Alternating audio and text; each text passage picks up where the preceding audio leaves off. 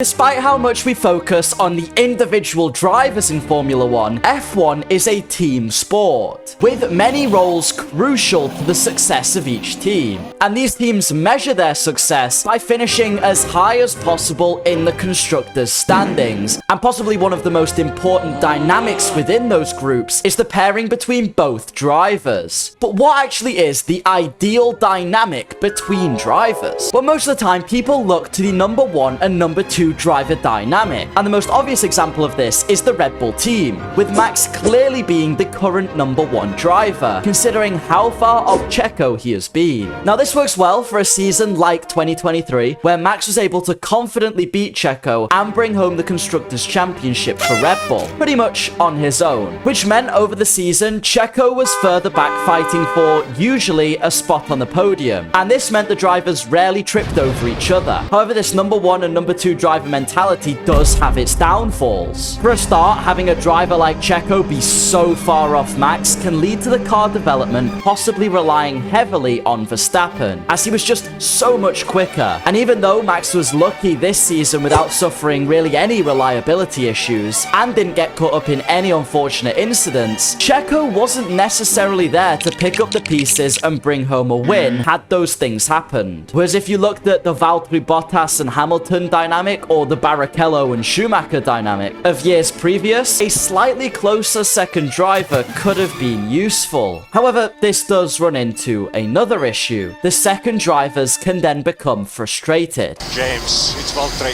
Fuck you. Realistically, F1 drivers enter Formula 1 to win championships, and unless you're Chef Yuki Tsunoda, every driver's ultimate dream is to do this. Which, as once you see these second drivers realize they'll never get a proper shot at winning, they'll become unhappy. Sometimes teams even unintentionally end up with having first and second drivers. For example, over this season, Lance Stroll would have been more useful as Fernando Alonso's footstool than as a racing driver. This leads to a relatively weak driver lineup, because again, you have a void of pretty much useless information on one side of the garage when they're so far off the pace. With rookies like Logan Sargent, teams such as Williams can bite the bullet for a season and hope that the small creases are ironed out. And as a whole, Logan seemed to do enough to prove he is an asset worth keeping into the next season. With Lance Stroll, despite a few good shows here and there, it is starting to feel like he's getting put off F1 a little bit and really starting to lack that motivation to push himself, which all you have to do is take a look at qualifying this season, and that's been evident. So for a non-dominant team who can suffer more from bad luck, incidents, and usually reliability issues, having two drivers who are relatively close to each other would have been more useful. So what about the lineup at Mercedes with George Russell and Lewis Hamilton, despite the significant gaps on points, being reasonably close on pace most of the time? With, I think, a little bit of this points gap coming from the fact that Russell would consistently go for that all or nothing mentality to try and win the race. However, the two being close on pace can lead to another issue if they manage to become title contenders. The fact of the matter is, both Hamilton and Russell want to be the leading driver in that team, which has led to, even in this season where they aren't really fighting each other, the two tripping up over themselves as they try and push each other during the race. And something similar could even happen at McLaren. Piastri, being a rookie for this year and still lightly learning into 2024, does give Norris a reasonable advantage, but there's clear potential in Oscar, and if in the near future these two were to be thrust into a title fight together, you could definitely see their close pace being a problem. So therefore, both Mercedes, McLaren, and actually one other team could risk a 2016 Rosberg Hamilton, or even worse for the team, a 2007 McLaren all over again. Alpine had by far the closest driver lineup, and therefore run the biggest risk of their drivers falling out. For a start, Pierre and Esteban's relationship was never really a blossoming one, and it's evident how little it can take to tick one of these over the edge whilst they're in the cockpit. For example, Suzuka 2023, where Pierre was seen waving his arms in anger at a decision made by the team to swap the drivers round. So possibly having the teammates too close can be an issue. What really is the best driver pairing? Despite their ability to seem to get everything from the tires to the car height wrong, Ferrari did manage to get